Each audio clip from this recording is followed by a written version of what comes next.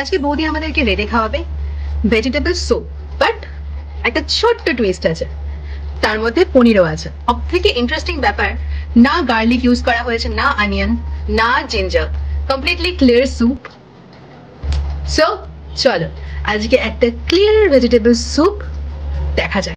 পনির, গাজর, beans, capsicum, tomato, সাদা তেল, কর্নফ্লাওয়ার, গোলমরিচ গুঁড়ো, নুন আর চিনি, 2 কিউব বাটার আর 2টো লেবু।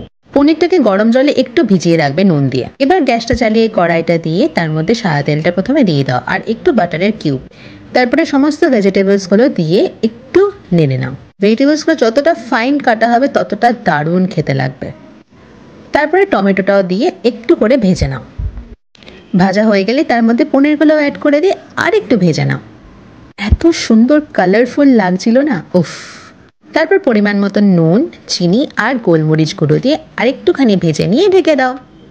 মোটামুটি মিডিয়াম আছে 5 মিনিটের জন্য ঢেকে দাও। তারপর ঢাকনা খুলে ওই পনিরের যে স্টকটা ছিল, ওই গরম জলটা যেটার মধ্যে পনির আর নুন দিয়ে ডোবানো ছিল মোটামুটি আধ ঘন্টার মতন, ওই জলটা দিয়ে দাও ভেজিটেবলসের মধ্যে। জলটা ডিপেন্ড করে দাও তুমি যতটা খেতে চাও, ঠিক সেইভাবে। তারপর আবার 5 মিনিটের জন্য ঢেকে রেখে দাও মিডিয়াম আঁচে। 5 মিনিট পর ঢাকনা উঠিয়ে দেখে নেবে যে গাজরগুলো সেদ্ধ হয়েছে নাকি। সেদ্ধ হয়ে গেলে ইয়োর স্যুপ ইজ রেডি। তারপর একটু জলে কর্নফ্লাওয়ার অ্যাড করে সেই জলটা ঢেলে দাও স্যুপের মধ্যে আর একটু 5 মিনিট ফুটতে দাও। ঠিক এরকমই হবে মিডিয়াম আঁচে। কনসিস্টেন্সিটা ঠিক এরকম হবে। আমরা খুব একটা বেশি ঘন চাইছিলাম না, সুতরাং এরকমই রেখেছিলাম আমরা কনসিস্টেন্সিটা। তারপর যেই দেখবে রেডি, আঁচটা বন্ধ করে দিয়ে লেবুর রসটা দেবে। তারপর যে বাকি বাটার কিউবটা ছিল ওটা দিয়ে আরেকটু গোলমরিচ ছড়িয়ে দিয়ে 5 মিনিটের জন্য একটু ঢেকে রাখবে। দেন গরম গরম সার্ভ করবে, আর সাথে একটু পাউরুটি কুড়মুড়ে শেখে।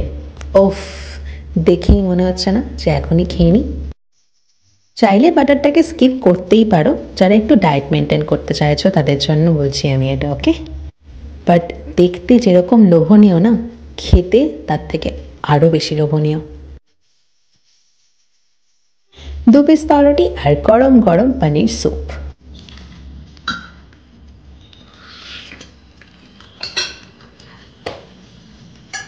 একদম ফাইন। গন্ধটাতে কিন্তু বিশাল লোভ লাগছে। চলো টেস্ট করে দেখি তাহলে।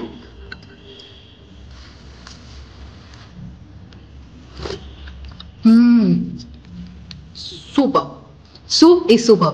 দেরি না করে তাড়াতাড়ি বানিয়ে ফেলো আর রিভিউ দিতে বলো না। আবার দেখা হবে নতুন একটা ভিডিওর সাথে খুব শিগগিরই। Till then, bye by.